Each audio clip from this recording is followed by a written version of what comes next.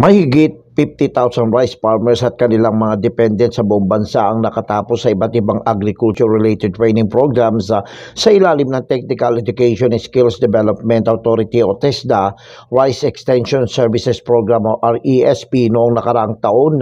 Sinabi ni TESDA Director General Danilo Cruz na may kabuuang 53,221 na mga magsasaka ng palay at ang kanilang mga dependent ang nakinabang sa mga programa at takbangin ang ahensya sa ilalim ng RESP.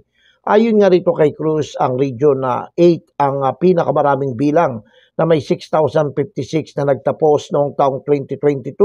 Sinundan ito ng Region 3 at Region 4 na may 5,263 at 4,797 na nagtapos.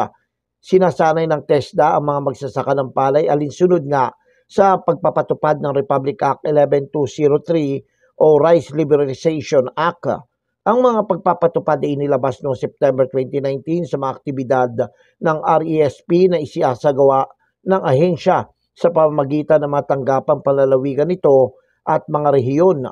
Naniniwala ang ahensya na ang mga kursong pang-agrikultura at pagpapahusay sa kasanayan ng mga manggagawang bukid sa bansa ay makakatulong na makamit ang seguridad sa pagkain. Ako, si Jojo Sikat, walang inaatas ang balita.